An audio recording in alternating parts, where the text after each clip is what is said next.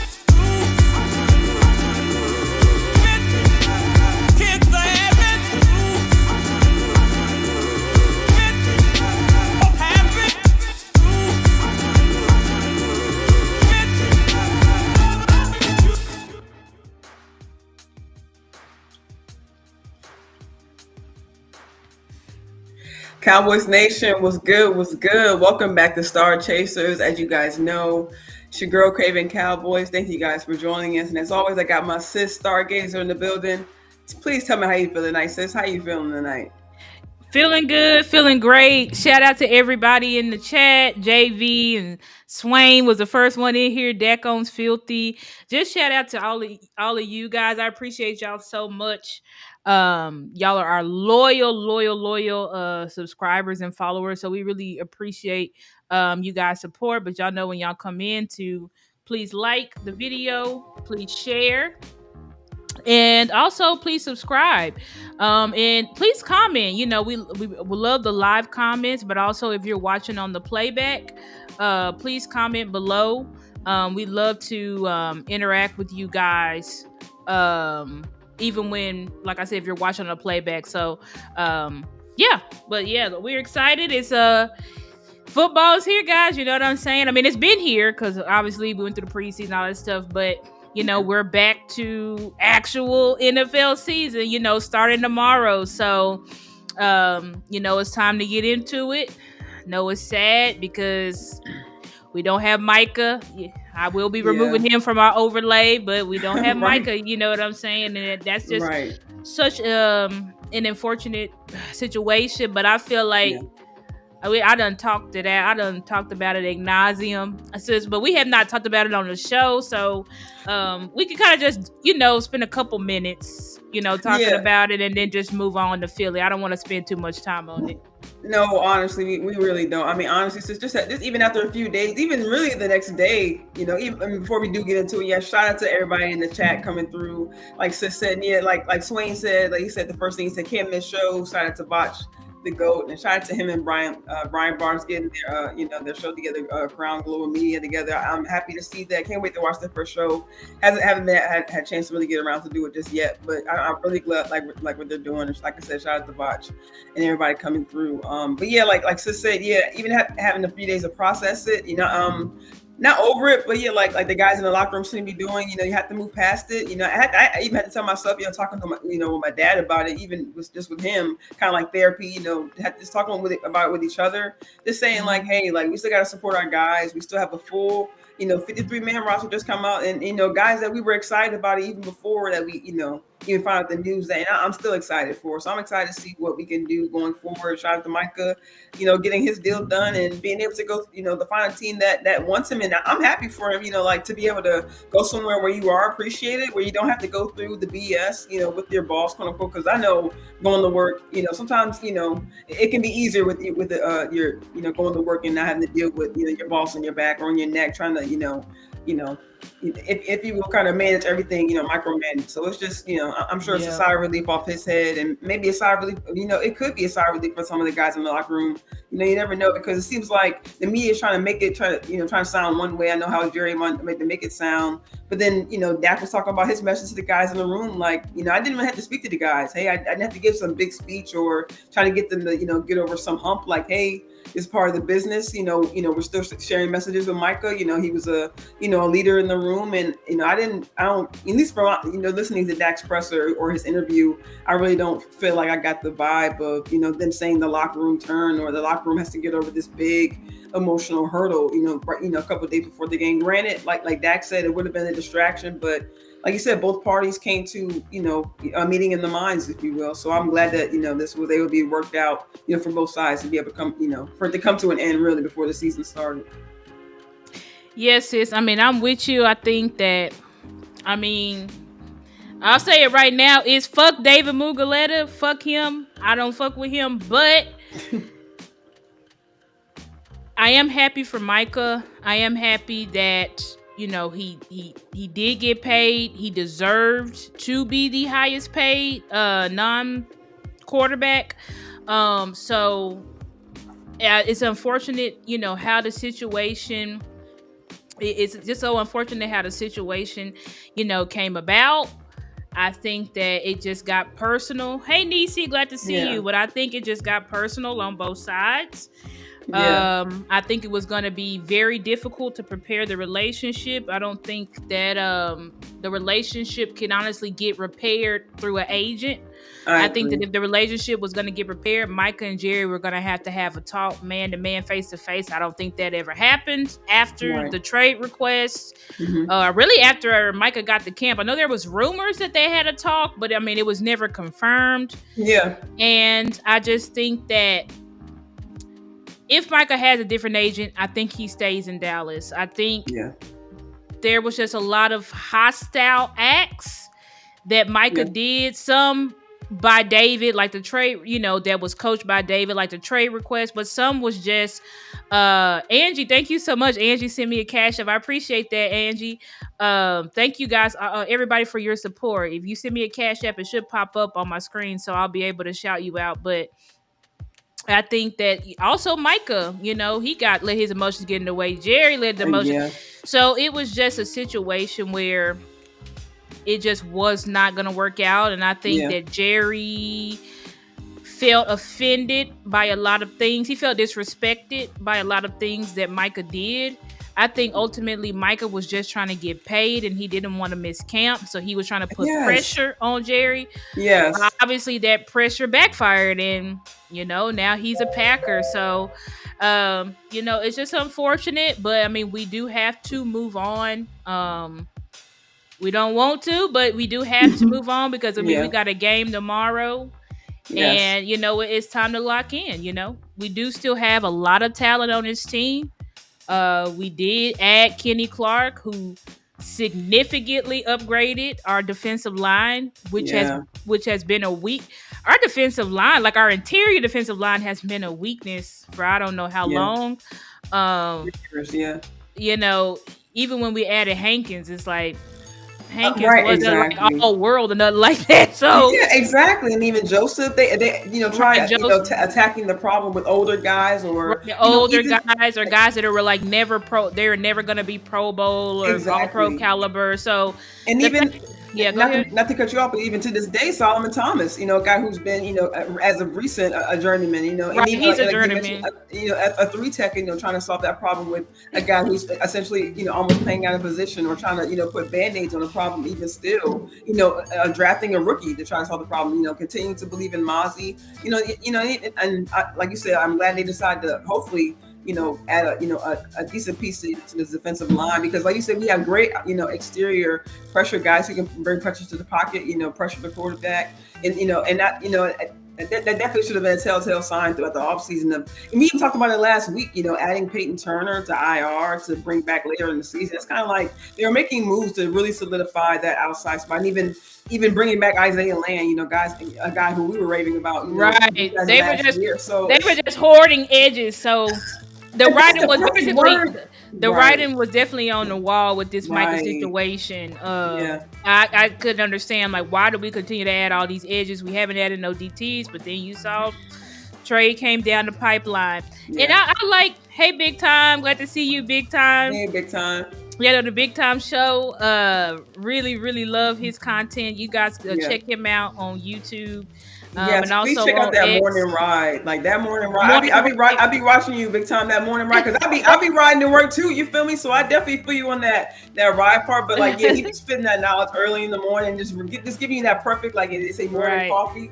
Give you that perfect morning Cowboys, a Cowboys edition, if you will. But shout out to Big Time. Shout out to you, Big Time. But yeah, it was just, and Angie, I liked Hankins too. I'm just saying Hankins wasn't all world. That's all I'm saying. I liked Hankins. I like him too, but and he got a little beat up in the season. He got a little beat up. He got beat up in the season, and he wasn't very good that playoff game, because remember, he was coming straight off I think he sprained his ankle or something. So I think it's good now that we have Kenny Clark, which although Kenny Clark, according to these stats, he had a down year. But I mean, looking at his film, I mean, he had a down year because he played on his foot.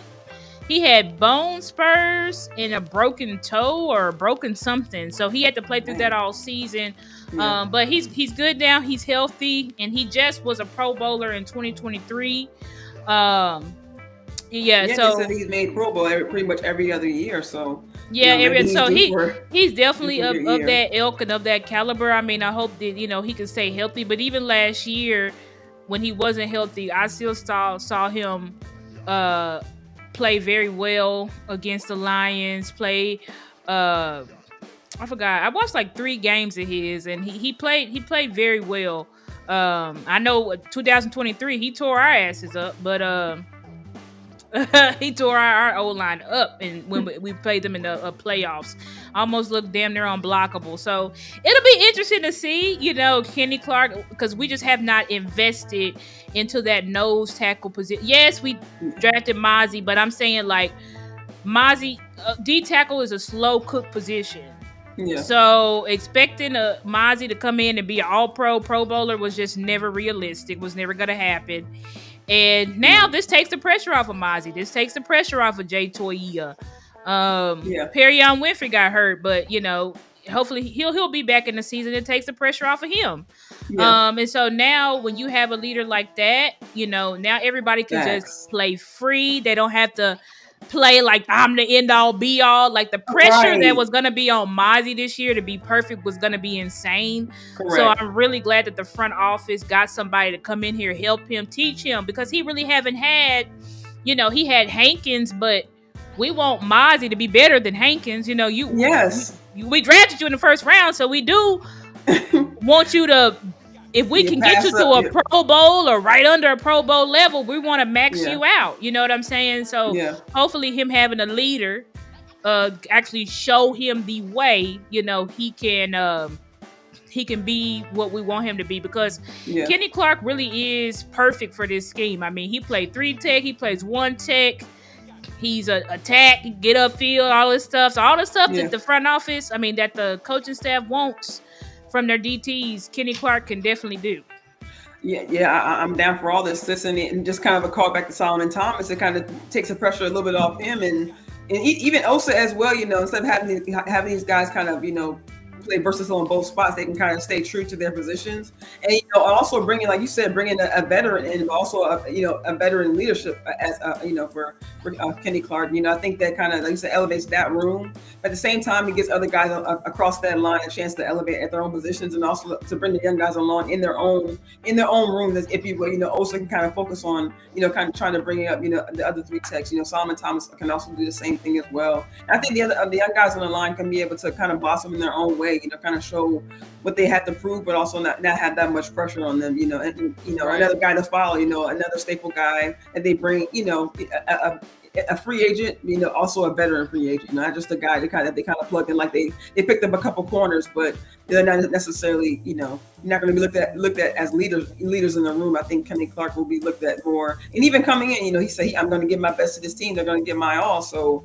for him to be able to come in and be able to, to be able to hit the ground running, just a couple days from now, I think that shows him, his contribution to the team, and just his determination to be able to come in and say, I know you guys are kind of maybe in a sore spot, even just for, if it was for a few days, 24 hours, whatever it may be, because of the trade, you may have lost a staple piece, in the locker room on your team, but I want to be able to come in here and, hold my weight and hold my own, and also at the same time, hopefully be able to bring the young guys up, and also, the veterans as well, and hopefully everybody will be able to elevate their own game.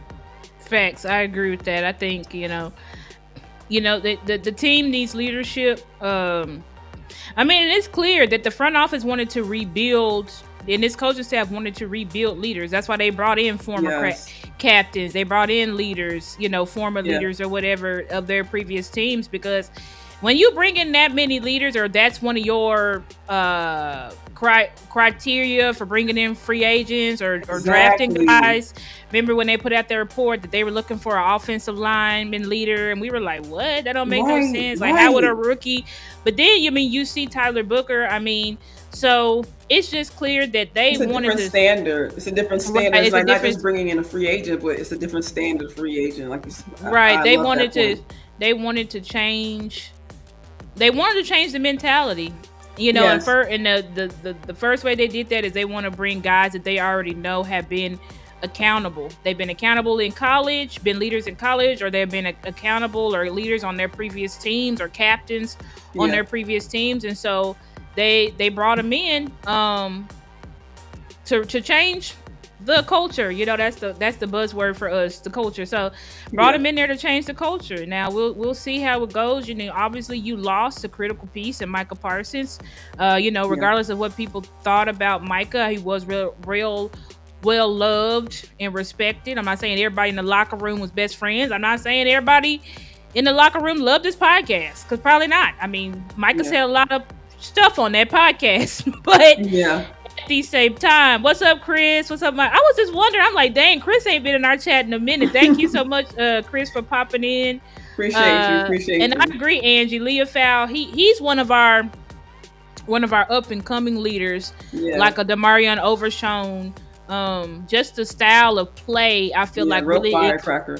Right, really ignites fire into our guys. So but you lost somebody like Micah Parsons, and so now you're going to, it's time for other guys to step up and to lead, like guys like Dante Fowler, who they've talked about. Like, even though I did not like how he looked in preseason, I did really like Sam Williams' interview. I felt like his interview that he just did was very, very introspective, because he was like, hey man, like, I'm ready, but at the same time I'm calm. Like, I know I need to be calm so that I can stop getting these penalties. He was like, because when I'm revved up, that's when I start making mistakes and stuff. So I'm like, I'm glad that you are self-aware, of your past mistakes. And Sam, you've got all the talent in the world.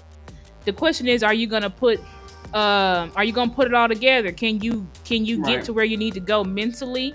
So hopefully, Dak said he took that step. Dak been wearing his shirt and stuff all off season, and Shotty said he took that step. So hopefully on the field, especially now, we're gonna get to see it, because now without Micah here, that part, next man up, right? Yes. Donovan Nezaraku. Yes, exactly. Houston. Is that his name? James Houston. Just like you said, since it really gives a lot of these guys, like, not necessarily. Hate to say that they're in anyone's shadow, because Micah, stands in his own right, and also wants to pull other guys along. So it's not like he treated himself as like, hey, you guys are, different than me, and he wanted to include all the guys. We took the guys on the trip. He was out there training, with some of the guys on the depth chart. So we definitely saw Micah as a leader in that respect. But just, I'm sure these guys will get this opportunity. Like, hey, now it can not only just not always hear, of course, I think for the first couple of games, maybe even this entire year could be, what's it going to be like without Micah? What's it going to look like without Micah? But I think as time goes along, we can, these guys are already kind of showing, what they can do in their own light. But I think, of course, without Micah here, I think these guys have even more of an opportunity, and I think they can kind of, stand in that success and say, hey, I'm doing it, with the number one, the proper opportunity, because he's no longer getting those reps. But at the same time, it's a fair opportunity because everyone is getting an opportunity to step up, not just because you're getting less reps because you're the second, third, fourth guy down on the depth chart. This really gives, and really maybe they didn't realize it throughout the offseason, because everyone had the impression that Michael's going to come back. He's going to come back. I'm only going to have this limited time for these reps. But now that, the slate is really essentially clean, really at the start of the season, it really, at least in my opinion, gives like a blank slate for all these guys to kind of turn up and, kind of play in their own right and say, hey, I did it this way. The coaches can look at, these guys in the depth chart. Maybe, of course, some guys will be further than us. We'll look at Donovan Ezeraku different than we'll look at a Peyton Turner or maybe even James Houston, for the time being. But I think at the end of the season, we'll be able to look at these guys at this particular position group and say that, these guys were able to do this and stand from beginning of the season to the end. Everyone had, a fair opportunity to show what they can do, despite, not having that excuse, if you will, of being in Micah's shadow or having limited reps because Micah Parsons was out there. Right. So, I mean, a lot of these guys should feel motivated. And, when Dak spoke about the situation, because they were like, do you think these guys need uplifting and stuff like that? And I do think, shout out to Boss. Boss did a show where he was like, Dak needs to walk through the crowd, which means like you need to go and meet with the guys that were really close to Micah, like Osa, like Trey, like CD. I agree with that because what's up, Brandy? Hey, Got to see you. I agree with that because I do think that those guys, they're gonna do their best to be. They're professionals, and I think that's what Dak's mindset is probably like. We're professionals, like we're gonna be okay. But you have to know as well that it's different when you lose your best friend. You know what I'm saying? Like it's different. It hurts, and you can tell that Osa and CD are hurt. They're hurt. You know what I'm saying? So you do have to touch those guys and what's it? He needs to, just make sure that those guys are good as your leaders. You know what I'm saying? Or as your generals, if you will. So you know what I'm saying? So I think, Dak does need to do that. But I do think that, I did like what Dak said when he said that this situation with Micah makes it realistic. He said, hopefully it's a wake-up call to these guys. He was like, we're out here fighting for our lives, our livelihood, and anything can change in an instant. I think that's how Dak, and you got to know, like, Dak's background, what Dak has been through, Micah getting traded is nothing today. Dak has to see his best friend Zeke, who was everything to this franchise, be cut like a piece of trash. You know what I'm saying? Then he had to see Zeke come back where he thought he was going to do unfinished business and then get iced out of game plans. So Dak is just, and not to mention all the personal stuff that he's gone through. So Dak is like, I'm focused on Philly. You know what I'm saying? I'm just glad this was resolved and I'm ready to move on. But but you got to understand, not everybody is at the same, that mental that Dak has, that mental fortitude, that warrior, not everybody's got that, Dak. Not everybody been through what you've been through. So you do have to make sure that you're like, hey man, I know Micah left and it's hard, bro, but we gotta fight through it. We gotta be strong. And I hope Dak has already done that, They didn't ask him, but I'm sure they've already had leadership and player meetings and all that type of stuff to kind of talk about this. I would assume so. But I do think that it's a lot of these guys. It's your time now. It's your time now. So what are you gonna do with it? What are you gonna do with this opportunity? Facts. No, I definitely agree because, like you said, in Dak's interview, he kept it real. Like, hey, like we sent him messages and everything, but he was like, "Look, I'm glad it's done." Because even a couple of days from the game, the day before the game, you guys would be asking me questions about Micah, this, that, and the third, and he said, honestly, it would just be a distraction. So you'll say, I'm like you said, like I'm glad he was able to kind of stand in his own right, give his message to the team, but also at the same time, still remain who he is and be,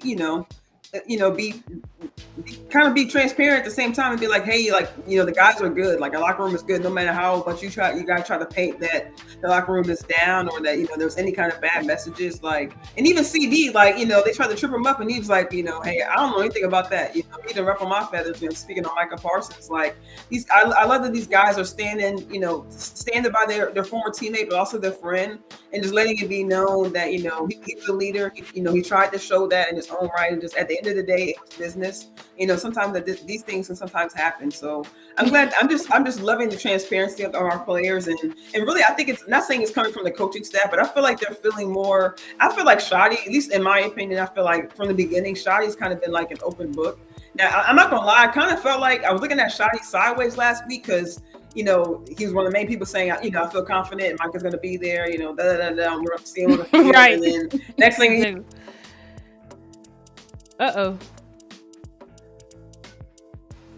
Sis cut out. Sis, you there? Okay, I think maybe her internet just sniped her, so she'll be coming back in. But yeah, guys. And to talk about it. Oh, there she goes. She back. You back? I'm sorry. Yeah. Can you hear me? I'm not sure why. This is the second time it went out too. I'm not sure why it's doing that. Yeah, I can hear you. I can hear you now. Okay, good. Yes, sorry about that, but I forgot what I was talking about. But like I said, I love the transparency of the room. I feel like Shadi has always been, just a long story short, I feel he's always been an open book this entire off season, and I feel like it's allowing the guys to be, a little bit more transparent as well themselves, speaking to the facts, but also being, telling the media, hey, telling the media how they truly feel, but also just letting it be known, the truth, not necessarily trying to hide anything or even just trying to act like you're trying to be, hiding things or hiding from the fact or just trying to be elusive and things like that. I just feel like these guys just are able to feel true to themselves within the locker room to each other as true brothers, but also feeling, able to stand to the media and just kind of, stand really stand in their truth. I agree with that, but I want to pivot to our captains were assigned, which are on. There was only supposed to be 3 or 4, but there's 6. There's 2 defensive, 2 offensive, and 2 special teams. So the captains are Dak, CD, Osa, Donovan Wilson, CJ Goodwin, and I think Brandon Aubrey. I think that's who the other one is for special teams. So what are your thoughts on the captains, sis? I'm not gonna lie. I feel like it's out of left field for Donovan Wilson because I know he has tenure here and I know he's a veteran, but it's kind of out of left field. And I don't know if that is maybe coaching staff. I mean, it was voted on by the players. That's what I'm shocked about. I was like, y'all voted Donovan Wilson. And he doesn't. Not saying he doesn't say leader to me. But I feel like he's kind of not quiet, but as I've always mentioned, we hardly even see him in media. So a leader, a captain.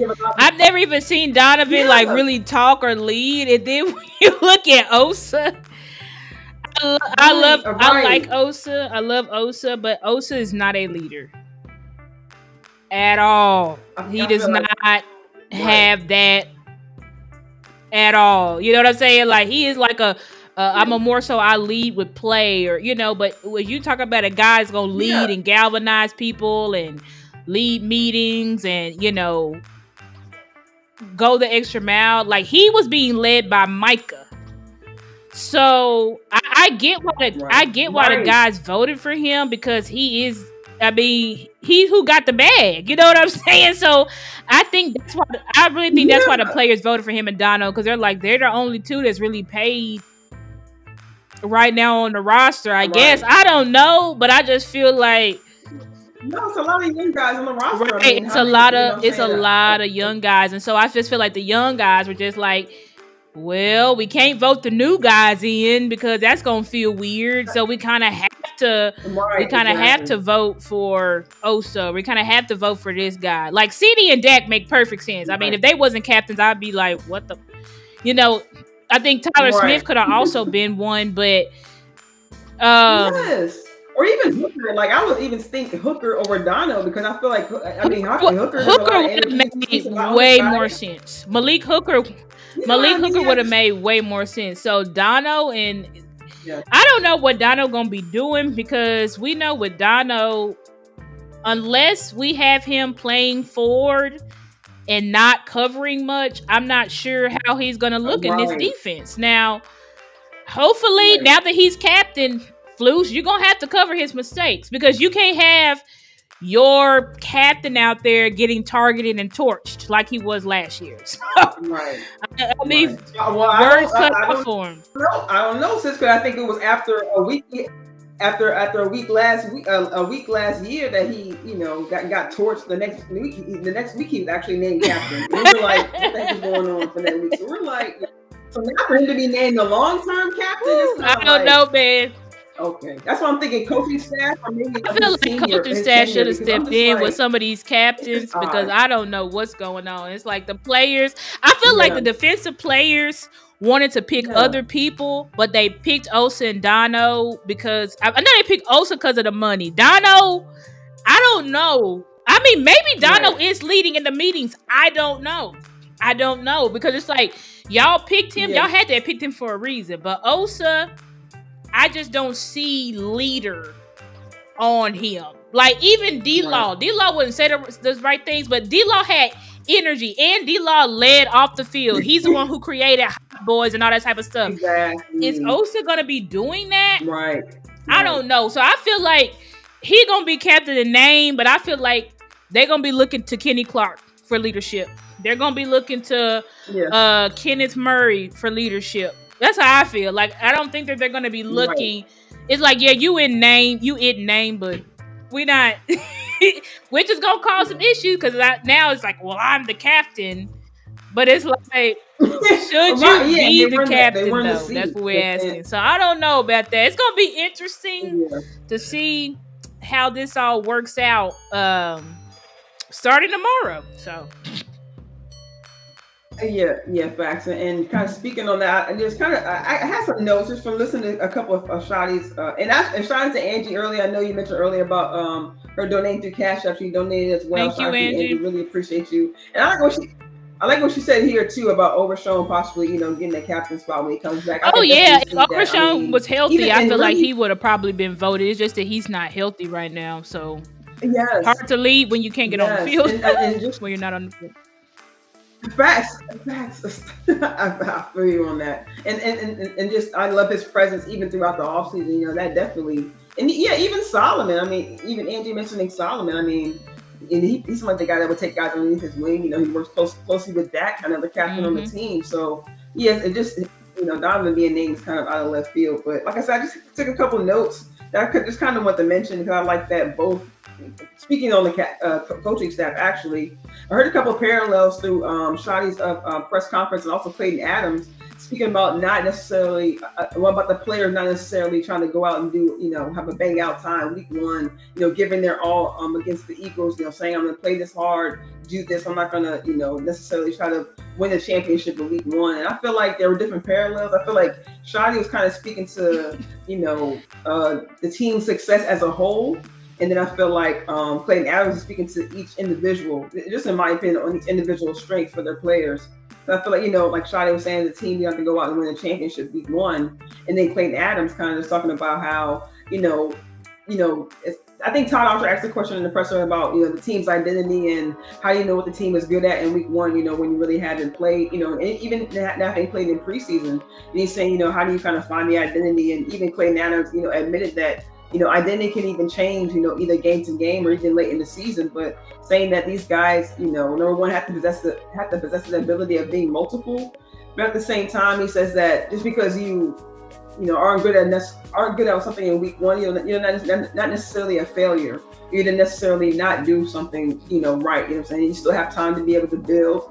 Still have time to be able to progress throughout the season. And even if you think that we are one thing, and you can still change up, you can still be strong in another, in another strategy, if you will. You know what I mean? Like, a strong run game, but also a strong pass game, because now we do have the weapons, but do you have, the necessarily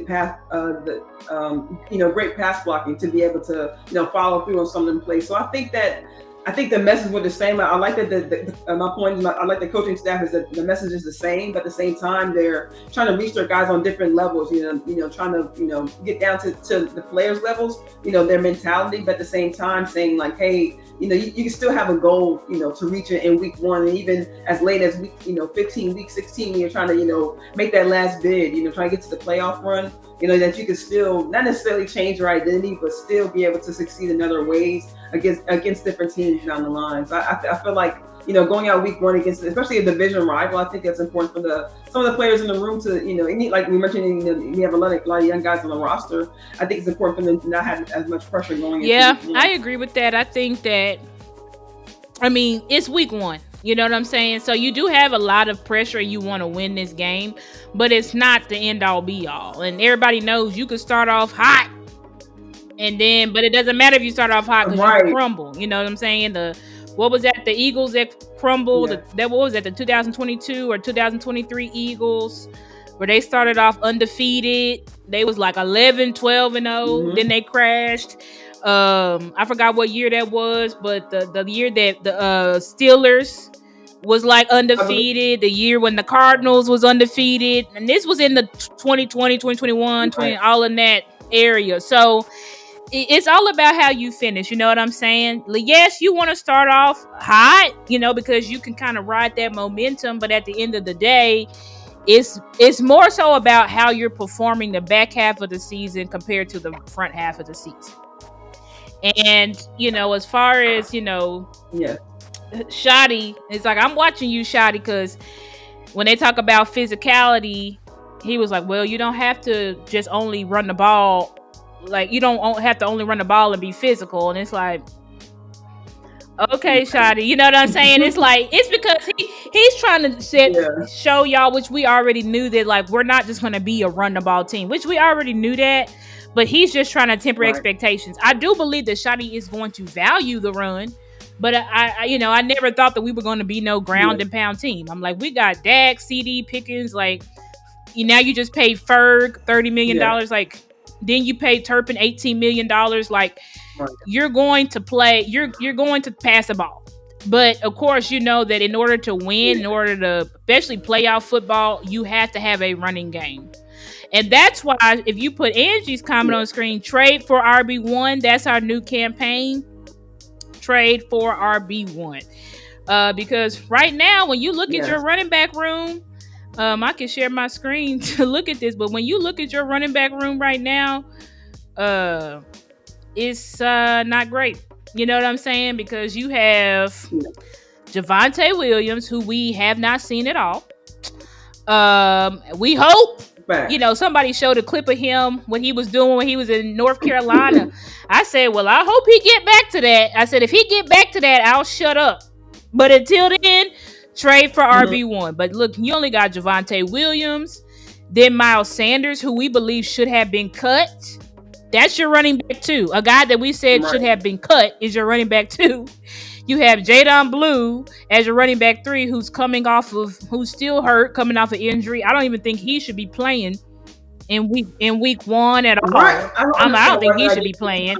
And then you got Phil Maffa, who's IR. So this is your running back room. Javonte Williams, Miles Sanders, a guy who should have been cut, and Jadon Blue, a guy who's struggling with injury. So right now, you have a good offensive line. And, to speak to Angie's question, she asked me, am I concerned about our offensive line? I'm not concerned about our offensive line at all. I have zero concerns about our offensive line, because I know even if Tyler Guyton's not ready and he messes up, I'm confident in Nate Thomas to slide right on in. So I'm not, if Terrence still go down, I'm confident. And from what I saw in preseason of Nate Thomas, and I think that was Johnny Cornelius, I'm confident in both of them. I'm confident. Right. My confidence in the offensive line is probably through the roof. So if they don't perform well, I'm gonna be very disappointed because we put a lot of focus into our offensive line. Like we put so many resources. Then we got our offensive coordinator that is an offensive line coach. Like then we got Connor Riley, who is an offensive line guru. Like there's no reason for our offensive line to not perform well. But as far as our running back room, it's not it. It's not it. Yeah, Brenda, we should have kept Deuce. We should have kept Deuce. We should have kept Deuce. But we cut him. We cut him because Shotty said he just needed to change the scenery. So it's like, whatever, Shotty. We could have used him. But y'all didn't want to use him, so you cut him. So now we're stuck with the ghost of Javonte Williams and a washed Miles Sanders. So we're going to see how they perform tomorrow because there'll be no more hiding. They'll be out. They'll be out in front of everybody to see and observe. So, but yeah, y'all please be putting out that hashtag trade for RB1 because I believe there's been candidates. Jonathan Taylor from the Colts. Right. Yeah, I saw you. Right, yeah, I saw your show that you did yesterday with Henny and that premiered I think today or yesterday with Henny and Landlord. That was some fire options. That was Kamara. I mean, even a third. I know he had some down years, but maybe off injury. But yeah, I like his style of run. But I definitely agree. I think I agree with you guys' point that you guys made yesterday about Taylor. Kind of fitting the offense a little bit more. Like he did lead the league in yards that year, and I think that he could. Be a great fit for the offense. Oh, Jonathan Taylor is nasty. He's a cheat code. I really won't. Yeah, and I really want Jonathan Taylor. I feel like he is perfect, and I feel like the Colts. Y'all said y'all quarterback Daniel Jones, so that means y'all are already throwing in the towel. So it's like go ahead and trade him. And Jonathan Taylor last year just got 1,400 yards. So please trade for him, but I would love to have Bijan, as to Angie's point, Bijan Robinson. I would love to have him. Do I think the Falcons are just going to trade him to us before they know how the season is going? No. And I think that he's all they have to look forward to over there. You know what I'm saying? Now, hopefully Penix takes off for them. But when you think of their superstars over there, Bijan is it. So I think the Falcons would probably be hard-pressed to move from Bijan. They probably are going to ask for a first, which we do have, but they're going to ask for a first and a player, and maybe even beyond that. But I'm pretty sure for right now, he's not on the market. We would have to offer them not only a first, but it would be like a first, a third, and a player or something. Something that they just couldn't refuse is what we would have to offer them to get them. So I feel like Taylor's more realistic, and for sure Alvin Kamara is more realistic. Now, I don't know if Alvin necessarily fits the scheme because we do more of a power zone. Alvin Kamara is more of we do like a power gap scheme. Alvin Kamara is more of a like a zone, inside zone, outside zone runner. So I don't know if he's going to fit our scheme, but I mean, he's Alvin Kamara. He's a vet. He can help, and he's better. He's better than what you got right now. That's for sure. He is better than what you got right now.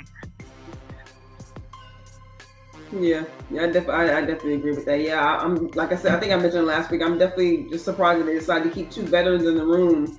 That you got when you're gonna get in free agency. So I think it's just not a waste of time, but you really didn't give it a competition in that room, and so you just ended up keeping the guys that you had, and even with Deuce outshining these guys in preseason, he's still exactly. Cut, so, Deuce outshined it, but he gets cut with like just crazy stuff, like right. So yeah, I mean, just kind of, I think we spoke earlier on the passing game. I love the confidence that we're seeing from, at least that I saw, in my opinion, from CD and George. I'm very excited to see that going on the field. I think them two working off each other, and also at the same time, the coordinators as well. Clayton Adams, Shadi mentioned the excitement of having Pickens this year, opposite side of CD. I think, of course, we know it's going to make a difference in the offense, being more explosive. But I just feel like the mentality of the team has changed as well, and I feel like this kind of uplifts some of these guys as well. And with Turpin, knowing that he got paid, of course, but he's going to get more of a chance to be more of an offensive, to be used more as an offensive weapon by just being a special teams guy. I think this is really going to be able to move our offense, and I think really just bring. I know he kept kind of kept the vanilla in the preseason, but I think Shiny, even Shiny, seeing how he's going to develop as a head coach with the season going forward, I'm excited to see how he comes out week one. And I know he's not going to show everything, but I'm excited to see what he's feel comfortable showing in week one with this, new. Yeah, Shotty better show it all. That's what I'm saying. I mean, not all, but it's like Shotty, time to call plays. Like there's no more. Oh, I'm trying to hide plays. Like call the plays, Shotty. Like you hit plays from preseason. It's time to get the offensive going, and we need to start off. We need to start off hot. You know what I'm saying? Like. We can't afford for you to be calling some vanilla ass, easy ass game plan because Philadelphia will eat that shit right up for breakfast. So Shotty and Dak, y'all said y'all excited. Dak is excited. All right, well we better see because y'all said y'all was hiding plays. We better see these plays that you was hiding. It better be exciting because if it's not, we're coming for you. Specifically you, Shotty. Cause why would I show all my plays? Why would I do that? Okay, we gonna see. I think that but I do want to transition because this is about it's Philly week. It's F Philly. You know what I'm saying? F them. And I'm bringing up their depth chart so we can kind of look at and see like key matchups. Sorry, I'm looking at my notes to see what else. Key matchups, blah, blah, blah. We already talked about that. Yeah. So we'll look at, the key matchups that we'll be looking for and basically give our ways. I think, what's her name? Brandy asked, how confident do we feel like we can win this game and stuff like that. So we'll just transition into that and give our thoughts overall about Philly. Did you also want to drop? Oh yes, guys. So we're gonna go over our matchups and stuff like that. Things that we're gonna be looking out for. But then we also are going to drop the link in the chat. For y'all, if y'all want to talk to us and join in, Mickey just dropped it. You can, sis, you gotta pin it to the top, or tell one of your mods to pin it, so it's not getting lost in the chat. Okay. But we just dropped the link, so y'all can click that link if y'all want to come in and talk to us. We would love to hear y'all thoughts. We decided we would start doing this just at the end of our shows because we wanted to talk and connect with you guys. But it's no pressure. If y'all don't want to join in, we're fine with that. But we just thought we would offer it to y'all if y'all want to hop on and say some things. Of course, you can just have your camera off. You don't want to show your face and all that type of stuff. It's really just to talk to y'all. It's an easier way to do. It's easier to do it this way compared to like getting the phone services and doing all that extra stuff because you got to have a lot of moving parts for that. Yeah. But if we look well, first of all, sis, how do you think we should attack the Philadelphia defense? If we look at, let me scroll down. Sorry, because I'm looking at the offense. If we look at the Philadelphia defense, they're starting Moro Ajomo? That's interesting. So they're starting Moro Ajomo. That's their defensive tackle they just drafted last year. I did like him coming out of Texas, and I wanted him. But he's starting. That's interesting. Then they have Jordan Davis, Jalen Carter, which we know Jalen Carter. He's a beast. Nolan Smith Jr. is their starting linebacker. Then Zach Bond, which he was their diamond in the rough player that was a special teamer that they turned into an all-pro. Then you have Jeremiah Trotter. What the hell happened? Oh, Nakobe Dean is out, so I guess he's fake. I'm like, what the hell happened to Dean? Okay, so they're starting Jeremiah Trotter over Jahad Campbell. I'll be honest and say I hated Jeremiah Trotter and Jahad Campbell's. It's on. You got to go to Chris, you got to go to Mickey's channel because she's the host. So go to Mickey's channel and the link will be posted there. But I hated Jeremiah Trotter and Jahai Campbell's film. So, and then they have Jalen Hunt, who, okay. Then you got Quinion Mitchell. He's cool, good. Reed Blankenship, Sidney Brown, which they seem not to be too confident in. And then they have Adoree Jackson and Cooper DeJean as their cornerback. So, how do you think, when you look at that depth chart, sis, what are you thinking? What are your thoughts about that? Well, my first initial thoughts on Philly's defense, I know they're decent in coverage. I don't follow their defense that closely, but I know that, Cooper DeJean and not Adoree Jackson, Cooper DeJean and Quinion Mitchell definitely played very well last season. So I know that, I feel like we can attack them through the pass game, but I feel like, at least with this game, at least, starting this season out, I hope that I would like to see Shotty start off with the run game. I think, I don't know necessarily attacking the defensive line, but I feel like if we can kind of start off with the run game, number one, see how our run game looks, see how, Javonte Williams does look out there as far as our starting running backs. But I feel like if our offensive line is able to kind of get to the next level, which we've seen in preseason, I know that they can easily, hopefully kind of push off these defenders with run blocking.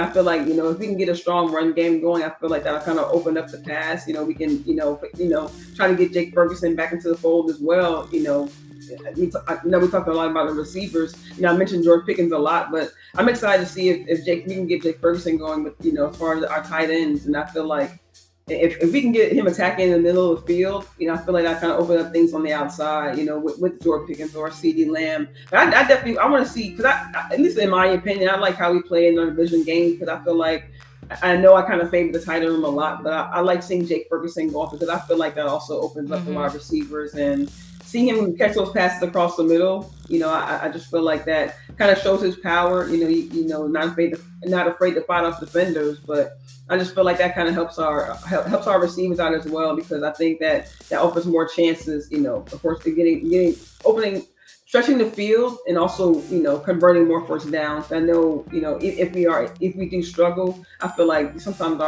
if we do get to our last resort, we can kind of convert some of those third downs. Okay, so you think start off with the run game to open up the pass? Like, we need to start trying to run the ball. I think that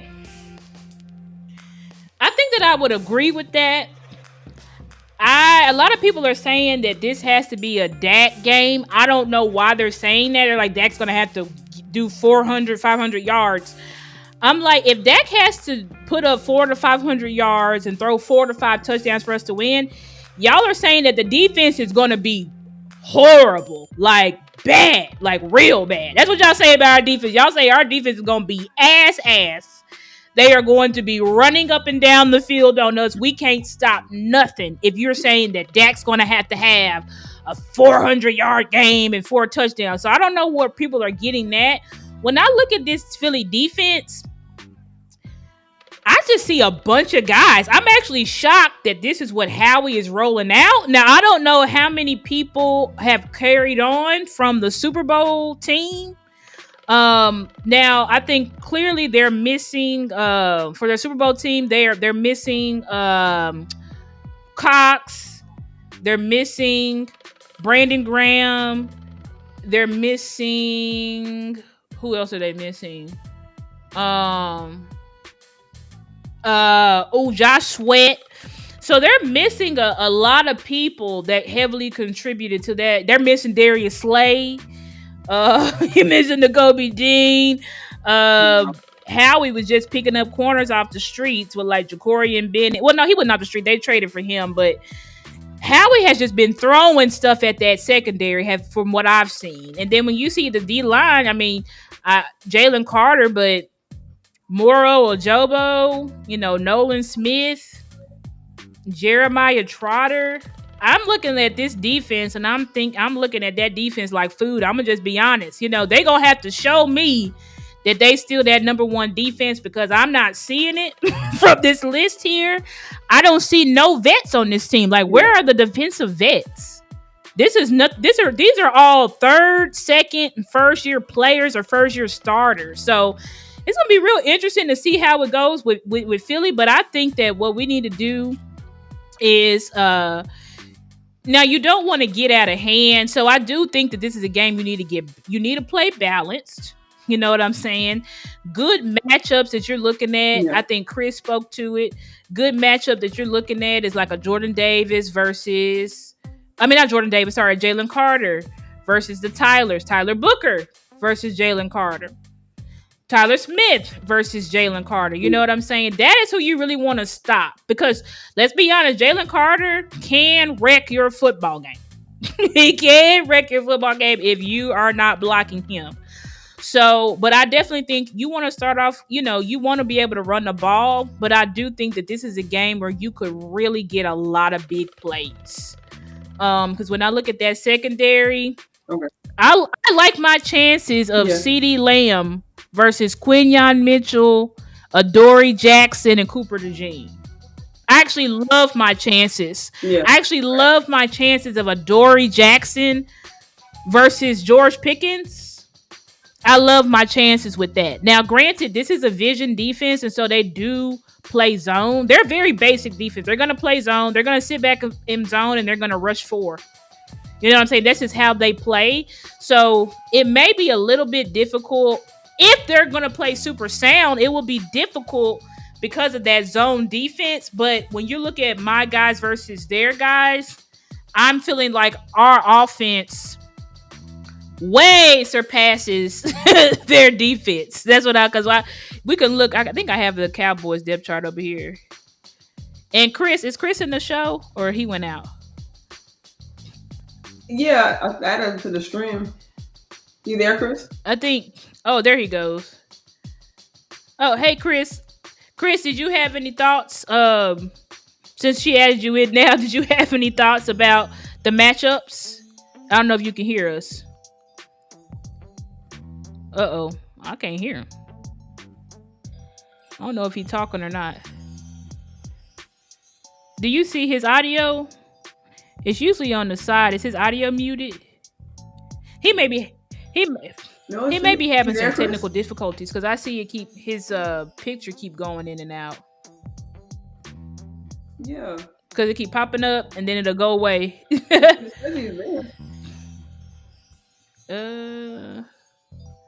You there, Chris? If not, I'm not sure what's going on. But hopefully, Chris, if you can hear us, just start talking, and so we'll know, that you're in the show. But either way, oh, here you go. Because I was like, what was I trying to do? Share this tab. But yeah, when I look at now, we already talked about the running backs, but when I look at our wide receivers, CeeDee Lamb, Turp, now Tolbert, even so, I mean, we be on Tolbert's head, but Tolbert did have a touchdown on Quinyon Mitchell's head last year. I wish I had the highlight. I don't have it, but he did score a touchdown on his head last year. So when I look at those guys, and then I look at our offensive line, like our offensive line is what I really think will be a strength for us this year. As I said, Shotty said our team will be ran through our offensive line, and when I look at that, I see strength. Even with Tyler Guyton, because he made great strides, and I'm hoping if they're gonna play him, I'm hoping that he's ready. Because things could get a little bit leaky, but I don't see someone like a Nolan Smith or a Jalen Hunt like really tearing up Tyler Guyton and Terrence Steele. Like these guys were going against Bosa and Watt and Garrett and Will Anderson. I mean Hutchinson. I mean these guys were going against killers last year. I'm sorry, but Jalen Hunt and what's his name? Nolan Smith, y'all gonna have to show me. Y'all gonna have to show me that y'all are gonna dominate those guys. But go ahead. Yeah, even if Nate Thomas is out there, right? Exactly, sis. Cleveland. Clayton Adams expressing his confidence in him. He said he speaks about even him just having even the small opportunity that he did have. He said he goes out there and plays out there like he's been playing for a while, and just like you said, he has no problem with him being able to being plug and play in that manner. I think kind of gives the confidence to the line that they no matter whether it's him or Guyton, and that's even confidence too. I think which was a couple hours ago I saw Archer tweet about Guyton and Diggs possibly, playing in the game which tomorrow. is huge. So that is huge. That's huge news for us. Because I didn't. Right. I was the one who was. Everybody was like, "Oh, they're gonna play. They're gonna play." I was the main one. Like, they're not playing. I was the main one saying they're not going to play. Because I just thought, it's too early. They're gonna want to slow cook them. But no, it looks like they took them off the injury report. So they will be playing. Now, I don't know if they're going to be on snap count or whatever. But, those guys will be playing. And so that's huge. That is huge for us because it was going to get rocky. I'm not going to lie. Y'all thought I was going to sit here and lie? It was going to get rocky when you get to that cornerback room if Diggs wasn't in there. Because we've got to remember, yes, Philly has the real MVP, Saquon, who should have been MVP last year, but he's a running back, so they didn't give it to him. But we know Philly got Saquon. I'm not worried about Saquon. I don't know why. It's just Saquon never do nothing to us. You know what I'm saying? Even when he does do something, it's like, I'm not worried about Saquon. Right. Even last year, we still contained him last season. Even last season. Exactly. When we had nothing. And even the last game where he just really squeezed out that 100-yard game or whatever, it's like I'm not worried because we played against you with backup, so I'm not worried about Saquon. And now, I mean, we've got, when you look at our defensive line, we've got the personnel to stop Saquon. Kenny Clark, Mozzie Smith as a backup, Oso Digizua, Solomon Thomas, Sam Williams, Dante Fowler. Like, I'm not really worried. I believe those guys, and then our linebackers, Jack Sanborn, Kenneth Murray. Damone Clark, our second level this season is going to be. I think they're going to go off. I mean, you talked about earlier Leofau, like you mentioned, and bringing in veterans like Murray and Sanborn. Right, exactly. Exactly. Our linebackers, Damone kind of having to rebirth his own. Right, and we talked about this. I showed y'all. If y'all go back and look at my clips from training camp, the linebackers are doing totally different stuff. I mean, Eberflus, and he puts all his focus. Y'all know he's the linebacker guru. They call him. He's a linebacker guru. So I think the linebackers are going to be playing with their hair on fire tomorrow. Like, straight up. So I'm not worried about Saquon. But then I think we may be able to keep him under. I know we always keep him on 100 yards, but I think we'll be able to contain him to either 75 or under or 50 or under. Just because that second level, I think they're able to, just the way they kind of fit their gaps. No, I think the way they attack their gaps now, and they're all ball hawks, kind of in their own way. Like, we know Damone Clark was kind of able to keep the ball out, but just the way that Maris is playing, and also like I mentioned the veterans earlier with Murray and Sanborn. I know Murray's probably coming on a little bit more, but Sanborn, I mean, he plays smart. He was able to get from sideline to sideline. So even if our line is slowly and steadily coming along, kind of ramped up, in our defense. But I think even if somehow, some way the defensive line has problems, that second level will be able to play contain. It's just, I think we'll be able to kind of seal. If we're able to seal the edges, I think they had that middle there. They're able to contain the edges. I think we'll contain the run game. I think it'll be a huge positive for tomorrow. So you think we'll be able to hold Saquon, let's say under 70? Is your prediction that we'll hold them under 70? Yeah. I'll say for Saquon in particular. Yeah. I'll say for Saquon in particular, I'll say 75 and under. But for their run game in total, for Eagles run game in total, I'll say under 100 yards. Under 100. Okay. I agree. I like that. What do y'all think, chat? Y'all let us know in the chat. What do y'all think we can hold Saquon to? Or what do y'all predict? Because maybe y'all think Saquon gonna go off. So let us know, chat. Let us know in the comments. What do y'all think Saquon is gonna do? Do y'all think he's gonna go off? Do y'all think we're gonna hold him under 75? Or do y'all think he's gonna have like a 200-yard game? Let us know. And let us know why. And you can hit the link if you care to come in and talk to us about it. Please hit the link. we would love to chop it up with y'all guys if y'all can come in. I wish Chris could figure out what's going on with his thing, but it's okay. I mean, we're gonna try to be doing this every show now, so it's not no big deal. But when we have our cornerbacks, now I feel better because I'm like, listen, our cornerbacks, AJ Brown and Smitty versus Kyer Elam, and who else were we gonna have over there? Bro, we don't got no corners, but Kyer Elam and Bland, we already saw last year. And shout out to Bland for getting paid. I said we had to pay Bland because, I mean, he the only healthy corner on your roster, and the relationship with you and Diggs may be over, so you had to pay him. But we already saw, like, Bland is a nickel corner that can play outside. But we saw the matchup between him and Smitty, straight burn. You know, he got burned. So it's like, if it was just going to be Bland and Kyer Elam and then whoever the hell else we was going to throw into the slide, I mean, we need to get more corner depth. Because right now, you got CJ Goodwin. And listen, right behind Elam. How did he ever? CJ Goodwin hardly ever even see his name. He does not play defense. So he has been a career special teamer. So, and now you got these young guys like Reddy Stewart and what's his name? Triquez Bridges or Triquez or whatever Bridges. We just brought those guys on. I'm not expecting them to do nothing until a few weeks where they can actually get acclimated. So we need to add more corners. But now that we got Diggs, Bland, and Elam, I feel confident in that. I feel confident in that for sure. Diggs, Bland, and Elam. But if it was just gonna be Elam and Bland and then whoever the hell else, I was not going to feel confident at all in that situation. And that's I'm glad you made that point. I mean, it kind of goes back to your point earlier. It's just like whether if Diggs is going to be on the snap count, you know, or if he's going to be in the rotation. Right. I wouldn't be mad at him being in the rotation. But I'm hoping it's not a situation where the Jones feel the need to put pressure on him because he was able to come back early.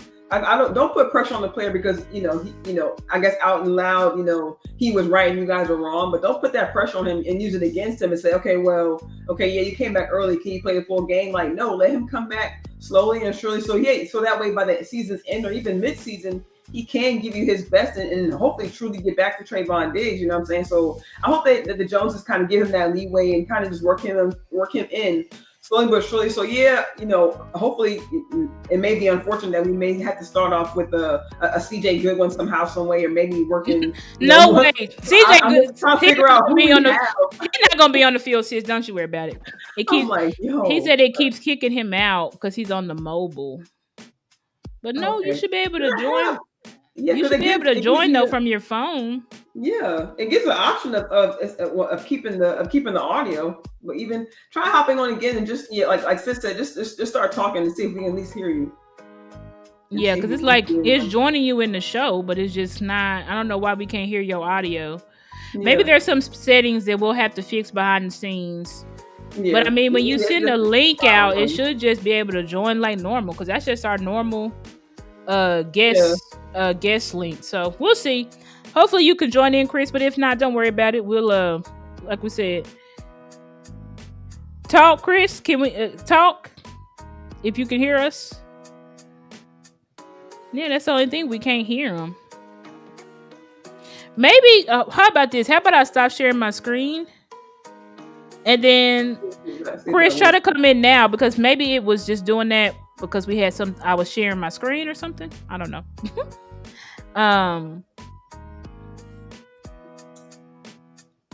Sorry guys, we're trying to figure this out. Yeah. Because it really should just be as easy as click the link, join in. I don't so I don't know why it would be giving issues. Yeah, I have no damn idea. But it's okay.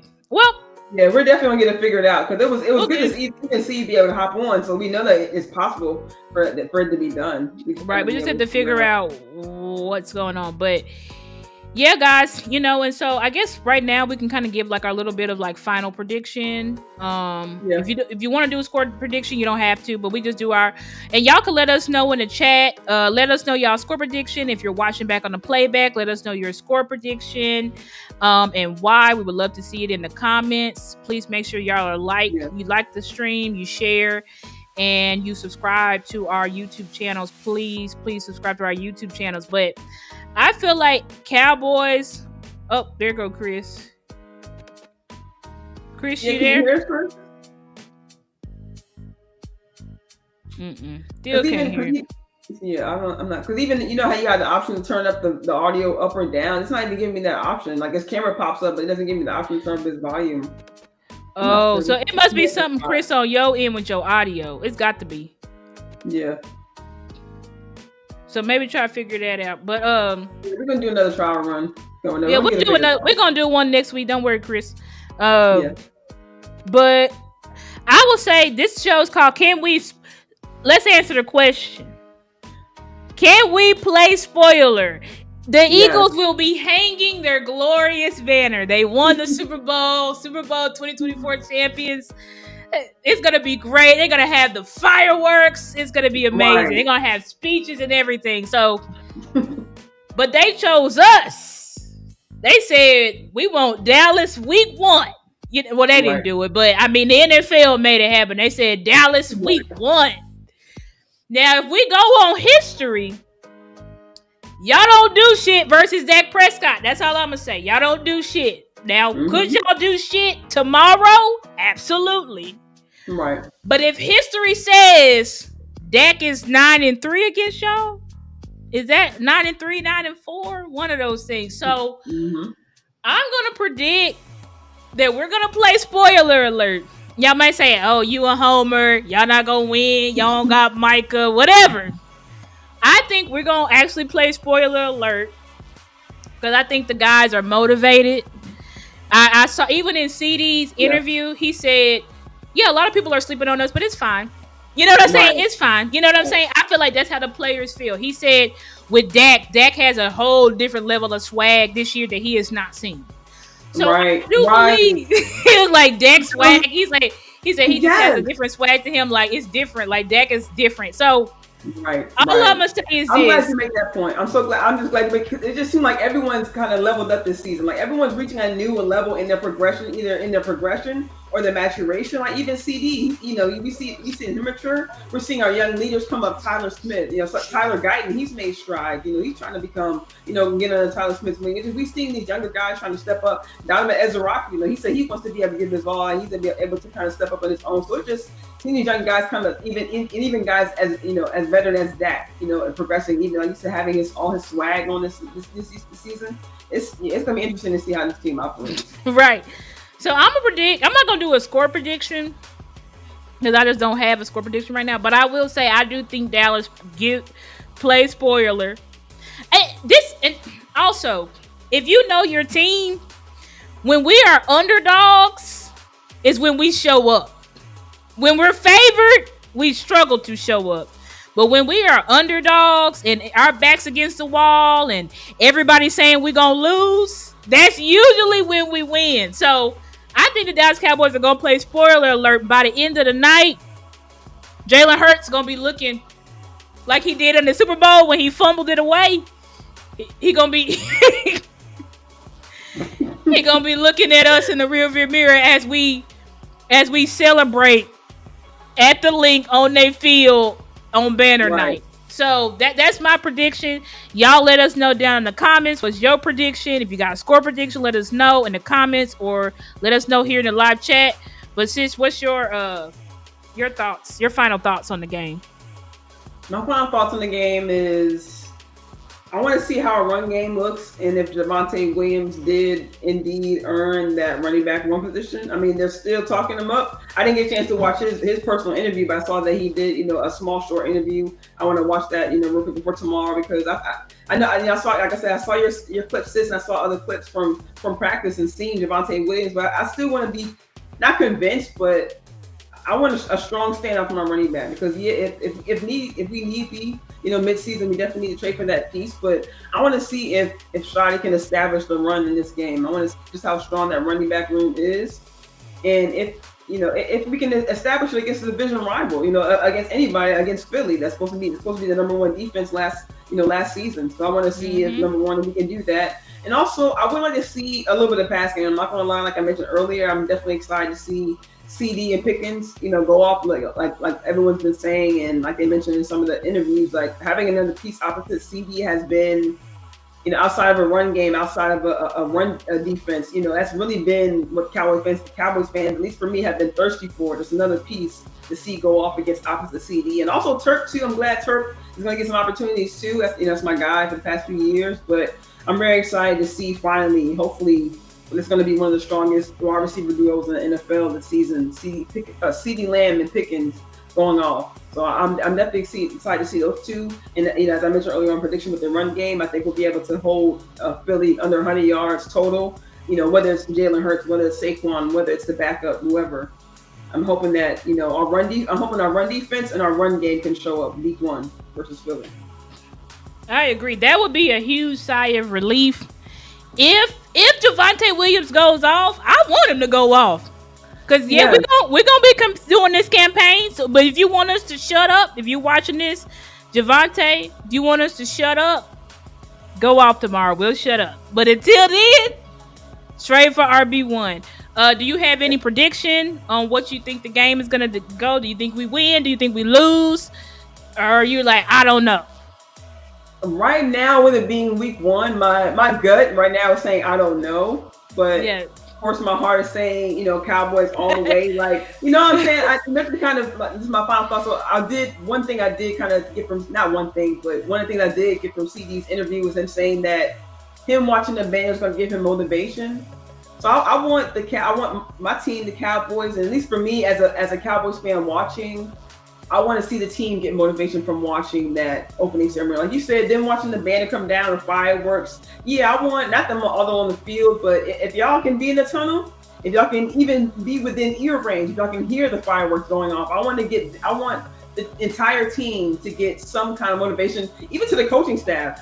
Shotty, if you got to be like, you know what? Like you said, I ain't got to show the whole bag, but let me go ahead and start this drive off going to CD. Let me go to Pickens next. Let me go to Turpin next. Just let you guys know, number one, what we're working with. And then, we can kind of pull back, get settled into the run game, take it slowly but surely. But I want to see fireworks from our side, but at the same time, I want to see, like you mentioned earlier, balance. I want to see run game, run defense, but also a little bit of fireworks too. So I think, like you mentioned earlier, balance is a good word for that. Not just play calling and not just the players play, but I want it to all be balanced. I want it to all be balanced. And I want to see if our team can truly change their identity. Yes. Watch everything from McCarthy. Watch everything from previous play calling. Watch miss game management. All that. I want Shai to have his own identity, and I want this new Cowboys team to like people saying the new Shai era.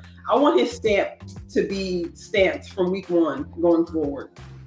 Facts. I agree with that, sis. And Brenda, you said 30-28, so she thinks it's going to be a high-scoring game because that's pretty high-scoring. Okay, Brenda, 30-28. Chris, you said one last time. For some reason, my audio was blocked. Are you going to try to join in? Because we'll talk to you for a few minutes if you're going to try to join in, Chris. If not, we'll just try to do it later. We'll do it, next week. We're gonna hop off of here because I think we pretty much done. Yeah. Okay, he said great conversation. Okay, maybe let us know. You gonna try to join in or you we should close out. He just posting scores, but I think it's delayed. He said score 24-27. Okay. Well, he said yeah. Okay. Is he trying to join in? You see? Yeah. We could try again next week. Okay. Yeah. Let's do next week then. That's fine. Yeah. We're gonna try to be posting the link at the end of the show. Let y'all interact. Oh, he tried to jump in. Hey, what's up? Oh, hey, what's up, Chris? Woo, we can hear you. Yes. Hey, man, let's go. Hey, man, we at the goal line. We were at the goal line. We just got in the end zone. We got in. All right, what's up, Chris? How you doing? Hey, I'm doing good. How y'all doing? We doing good. Glad to hear from you. What's up? Oh, good. Yeah, like I love watching y'all. Like every time I come here, it's always good vibes and good talks. But yeah, I'm Facts. just so excited for tomorrow. I Uh-huh. feel like we've had a busy, annoying, fatigued off season. I'm just ready to get to some ball. Like, I really am. Right. All right, I'm with you 100%. This offseason has been annoying. He cut out again, but I agree with him. Yeah. I agree. I think this offseason has been annoying. I think that there's just been so many twists and turns. I feel like our emotions have just been. Okay, he back. Okay, Chris, did you have more? I just had just a little bit more because I know y'all finna end. My Okay. question to both of y'all, like, Oh my God, why does it keep cutting him out? Connection, man, because this is so fire. Like, it's the first time we've done this, and I'm glad to be able to Was get the somebody- restream monsters had him or what? Right. Restream, can y'all let the man talk? Damn. Please, And please, Top Church man. said 4117. Golly. In their house, I would love that. In Philly's house, I would love that. Just That's what they crazy. call it, It's a BTA. crazy prediction time. Okay, Chris, what's your question? I don't know why I keep doing it, but my question is, who do y'all think should guard AJ Brown, and who do y'all think y'all should guard Devontae Smith before they kick me out again? Okay. That's a good question. Yeah, AJ Brown. I mean, I don't know. With Diggs possibly being on the snap count, I mean, I'm just be honest with you. I would just go ahead and put Elam on him just to start the game off and see how he does. Putting Elam. That's what I'm gonna say. I'm putting Elam on Brown. Correct. And I'm putting, because I like that matchup better. I like the Diggs in AJ Brown matchup, but I think for week 1 and with Diggs probably gonna be on a pitch count and stuff, I'm thinking I'm putting Elam on Brown. Yeah. And I'm gonna put Diggs on Smitty and have it. But if Smitty's in the slot, then Bland will be guarding him. Bland can guard him in the slot. It just when it comes to long speed, vertical, that is not where Bland can guard him. So that's what I think. And I think that we're gonna have in the slot. I keep saying this, but I think it's gonna be Wanya, y'all. I was just thinking, I wonder who's gonna. I don't think it's gonna be like what I'm saying is Bland will be in a slot. But if Diggs is on a snap count, they're gonna push Bland to the outside. So I think if they push Bland to the outside, I think Wanya is gonna play that slot for us. Now Wanya got big this offseason. Yeah. I don't know if he is still twitchy and stuff like he used to, so I'm praying that he is. But I think that he's probably the best chance we have in the slot because these new corners, I don't know them or trust them. And I feel like he still has that closing speed. Like I think I know it was just the top of preseason. I know he only played a few. I know he only played a few snaps, but I like his energy out there. I think he would do wonders around the line of scrimmage. I want Wanya to play slot because I want him to showcase what we've been seeing for these past couple of years. So, I think I know he's a safety, and we're trying to get him more snaps. So, I mean, that's another way for him to get on the field. Right, and I think we're also going to.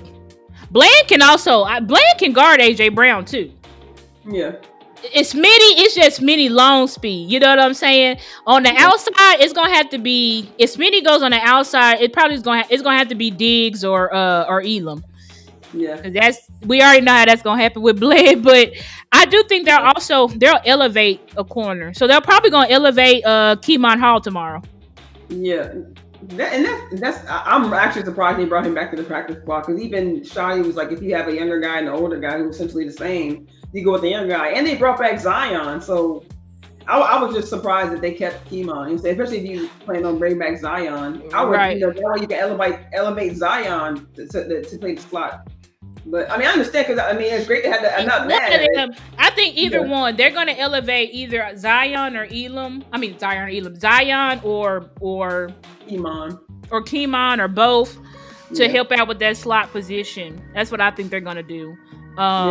Just in case things go to awry with one. They're going to have to elevate corners because you don't even have the depth now. So if anybody gets injured, you're screwed. Is that why Izzy not here because of Thomas? I guess so, sis. I don't know. Izzy. I don't know. Why Clearly, what we see and what the coaches see is totally different because 3 coordinators did not want to give him a real chance. Right. I don't know why. So that's why I said what we see versus what the coaching staff sees is just different when it comes to him. What's up, Stephen White, coming in at the end? But yeah, I think that's a good way to, wrap up the show. As I already said, please make sure y'all like, share, and subscribe. Since you can put the banner up so they can see our cash apps and stuff, please donate to our cash apps. Angie, we got your cash app at the beginning of the show. I don't think I got any more cash apps, but if I did, thank you so much for donating. We really appreciate y'all so much. And are y'all ready or what? You know what I'm saying? We got to be ready. Tomorrow, game day. I'm taking off of work. I closed my practice. So, I am dead, sis. Yo, I'm telling y'all, chat. I'm telling my girl sis off camera before we hop on that. I'm telling them at work, like, look, I'm at to leave early. I know you got me working 8 hours, but I'm gonna leave early to make sure I leave by 7. She closed her whole bit. I know that's right. Shut it down. Business flow. I know that's right. Yeah, I closed it down. This opening week, it's like a holiday for us. You know what I'm saying? It's our first game day, so I want to make sure that I'm available, locked in, and I'm getting hype all day. You know what I'm saying? Leading up to the game. So really excited. Yep. Get a little drink, I'm get a little hour to pregame. I'm gonna use that hour wisely. We're gonna be pre-gaming up. It's like, let's just have fun, guys, because this is football. Yes, you know what I'm saying? It's football. Yes. And we have a whole season to play. I know Jerry sucks. I know losing Micah Parsons sucks, but we still have a great team. And I expect great things from this team. Yeah. I do expect this team to do some really, really good things this year. And if we don't, it's going to be hell to pay. But anyway, thank y'all so much. Right. Yeah, catch it on the rewind, Steven, and leave us a comment for sure. Everybody watch on the playback, leave us a comment. Thank y'all so much. And we will see y'all by next week. Woo, we would have played game time. We would have played our first game, so it'll be interesting to do the game recap and all that stuff. But y'all have a great weekend. We really appreciate y'all so much. Yes, love you guys. Thank you for your time, sis. Appreciate you so much, and love your last 2 shows. You've been on fire as well, man. Appreciate you guys. Thank you, later, sis. See you later, sis. Y'all. Okay, see y'all later.